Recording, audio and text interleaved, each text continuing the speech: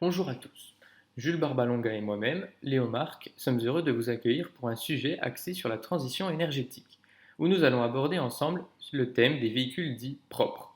De la bien connue voiture électrique à la voiture hydrogène en passant par l'hybride, analysons ensemble l'état d'avancement du développement de ces technologies. Sont-elles réellement la solution miracle pour remplacer notre bonne vieille voiture à essence? Voyons ensemble les premiers éléments de réponse. Avant cela, mettons-nous dans le contexte. Deux facteurs importants nous obligent à réagir pour développer des technologies durables dans le temps et plus respectueuses de l'environnement. Premièrement, l'aspect tarissable de la ressource pétrolière. Et deuxièmement, le fait qu'en France, 28% des émissions de CO2 sont émises par nos modes de transport. Ces deux raisons nous poussent à nous tourner vers des énergies renouvelables pour motoriser nos véhicules. Intéressons-nous d'abord à la plus connue de ces solutions, la voiture électrique. Développée déjà depuis de nombreuses années, présentée comme la relève de la voiture thermique, où en est-elle aujourd'hui? Tout d'abord, intéressons-nous à son point fort, son impact écologique.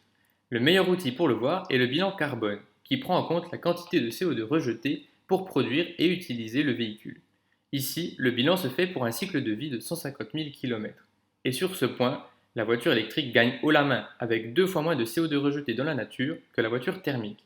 Seul point noir, la fabrication de la batterie, qui à elle seule représente 3 tonnes de CO2. Alors oui, cette voiture est écologique, mais est-elle appréciée des consommateurs? Eh bien, certes, on peut voir une augmentation de 37% des ventes de véhicules électriques en France entre 2018 et 2019, mais on est encore bien loin du million de véhicules espérés d'ici 2021. Mais pourquoi une si faible part de marché? Quels sont les freins de cette technologie? Certes, pour 100 km parcourus, une voiture électrique, on estime, va nous permettre de dépenser entre 2 et 3 euros pour la distance parcourue. Lorsque pour une voiture essence, on est plus aux alentours de 6 euros à 8 euros. Mais lorsqu'on s'intéresse au prix global de la voiture, pour une voiture électrique, il faudra compter entre 8 et 10 000 euros de plus qu'une voiture essence. Le frein économique est donc le plus important et celui qui impacte le plus le consommateur, car tout d'abord, il cherche à ne pas dépenser trop pour une voiture qui est déjà un budget assez conséquent. Ensuite, il y a aussi le problème des stations de recharge. Seulement 27 745 points de recharge en France. C'est trop peu. Quand on sait que le véhicule électrique possède une autonomie moindre, le degré de liberté du consommateur sera alors réduit, car il n'aura pas forcément l'accès dans sa région à une borne toutes les 100 km ou 300 km pour pouvoir continuer sa distance. Tous ces freins font donc que la voiture électrique est encore boudée par le consommateur et force donc les constructeurs automobiles à développer des technologies alliant liberté, mais en même temps réduction de l'impact écologique et réduction des émissions de CO2. C'est donc dans cette optique que nous sommes dirigés vers la voiture hybride, mélange du moteur thermique mais avec des avantages du moteur électrique. Bonjour, Jules Barbalonga. Je vais faire suite à ce qu'a commencé mon collègue et je vais maintenant vous parler des véhicules hybrides. Alors avant tout, il faut savoir que la première voiture hybride a été conçue en 1899 par l'ingénieur Ferdinand Porsche. Mais c'est que Toyota en 1997 a lancé la Toyota Prius qu'une alternative viable aux véhicules à essence a été introduite. Un véhicule hybride est propulsé à la fois par un moteur à combustion et un moteur électrique, d'où le nom d'hybride. L'énergie est stockée dans des batteries qui sont chargées à la fois par le moteur à combustion et aussi par un système de récupération d'énergie au freinage. En fait, le moteur électrique est utilisé lorsque le véhicule roule à faible vitesse en général, et le moteur à combustion est utilisé lorsque le véhicule roule à plus haute vitesse sur autoroute par exemple. Pour ce qui est de l'intérêt au niveau environnemental, par rapport aux voitures électriques, c'est que la batterie a une capacité plus faible et donc l'impact carbone à sa fabrication est beaucoup plus faible.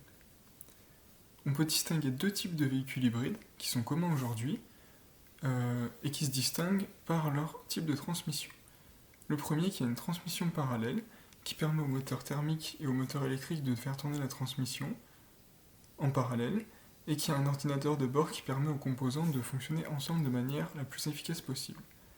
Il y a aussi les véhicules qui ont une transmission en série, où le moteur électrique est le seul moteur connecté à la transmission. Le moteur à combustion est en fait utilisé pour générer l'énergie électrique. Au 1er janvier 2019, le parc automobile français était composé de 39 910 000 véhicules et 5,7% d'entre eux étaient hybrides. C'est vraiment une nette augmentation par rapport à 2016, où seulement 2,9% des 38 millions de véhicules français étaient hybrides. Contrairement à ce que l'on peut penser, le bilan carbone du véhicule hybride est à peine meilleur que celui du véhicule thermique. On peut expliquer cela par le fait qu'il faut construire deux moteurs pour ce type de véhicule, mais aussi parce que le véhicule est beaucoup plus lourd et donc il nécessite plus d'énergie pour être mis en mouvement. Une étude a même montré qu'un véhicule hybride pouvait avoir un bilan carbone proche de celui d'un Hummer, qui n'est pas vraiment un véhicule respectueux de l'environnement. Au niveau des freins au développement des véhicules hybrides, on retrouve en premier lieu son prix d'achat. Par exemple, si on prend un véhicule Peugeot 3008 avec une motorisation thermique, il a un prix de 31 300 euros, et pour ce même véhicule avec une motorisation de type hybride, il a un prix de 43 800 euros. Sur un aspect environnemental seulement, le plus gros frein est que le véhicule hybride n'est pas vraiment une solution viable et durable. En fait, ces chiffres sont aussi faussés parce que certains constructeurs allemands utilisent la technologie hybride uniquement pour booster les performances au démarrage de leur véhicule, et ce n'est vraiment pas l'effet environnemental recherché ici. Je vais maintenant vous parler des véhicules hydrogène. Alors la différence avec les véhicules électriques ou hybrides, c'est que ceux-là tirent leur énergie d'une pile à combustible. Comme vous pouvez le voir sur le schéma qui vient de s'afficher sur votre écran, l'hydrogène est tout d'abord stocké dans un réservoir sous forme gazeuse et sous haute pression. Ensuite, pour fabriquer l'électricité afin d'alimenter le moteur directement ainsi que la batterie, on alimente une anode en hydrogène et une cathode avec l'oxygène de l'air. Il y a une électrolyte qui sépare ces deux éléments, et les ions hydrogène réagissent avec les atomes d'oxygène. Cette réaction génère de l'électricité et aussi de la vapeur d'eau. En fait, à l'utilisation, le véhicule hydrogène ne rejette absolument aucun gramme de CO2. On va maintenant parler du bilan carbone de la voiture à hydrogène. On a vu précédemment qu'elle ne rejetait pas de CO2 lors de son utilisation, mais ça ne veut pas dire que lors de sa fabrication et que lors de la fabrication de l'hydrogène, il n'y a pas de rejet de CO2. Pour ce qui est de la phase de fabrication, il y a encore très peu de données à ce jour au vu de la faible utilisation des voitures à hydrogène. Pour ce qui est du bilan carbone lors de l'utilisation de la voiture à hydrogène, il faut tout d'abord savoir qu'un kilo d'hydrogène permet de parcourir en moyenne 100 km. Et 1 kg d'hydrogène nécessite 50 kWh électriques pour être produit. En France, 1 kWh électrique produit 100 g de CO2, ce qui nous donne environ 5 kg de CO2 émis par kilo d'hydrogène produit via l'électrolyse de l'eau. Il suffit de multiplier ce chiffre par 1500 pour trouver le bilan carbone en utilisation de la voiture hydrogène sur 150 000 km. Le bilan carbone est très intéressant par rapport à celui d'une voiture thermique par exemple, mais il faut aussi penser à l'impact écologique qu'aurait la fabrication de nombreuses stations de recharge à véhicules hydrogène et aussi l'impact écologique de la mise sous pression de l'hydrogène. Les principaux freins au développement des véhicules hydrogène sont premièrement que la technologie n'est pas encore très déployée et connue par le grand public, et il n'est pas possible de faire des gros trajets car on est très dépendant des stations de recharge.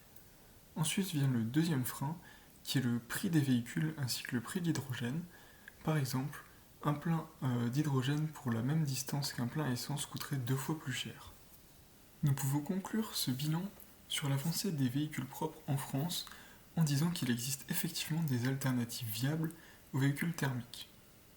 Cependant, nous remarquons que le frein principal à toutes ces technologies est le prix. Que ce soit au prix d'achat ou au prix lors de l'utilisation, il est plus élevé que pour les véhicules thermiques. Il est encore très difficile à ce jour d'imaginer un pays comme la France utiliser exclusivement des véhicules hybrides, électriques ou hydrogène. De plus, ces solutions ne font que déplacer le problème car la production des batteries est un facteur extrêmement polluant pour la planète. Pour aller un petit peu plus loin, nous avons fait 4 scénarios dans lesquels le parc automobile français ne serait composé que d'une seule technologie. On peut clairement voir que les véhicules électriques et hydrogène rejettent beaucoup moins de CO2 que si le parc français était composé de véhicules hybrides ou thermiques seulement. Peu importe la solution choisie, les chiffres exprimés en termes de tonnes de CO2 rejetées en une année restent vertigineux.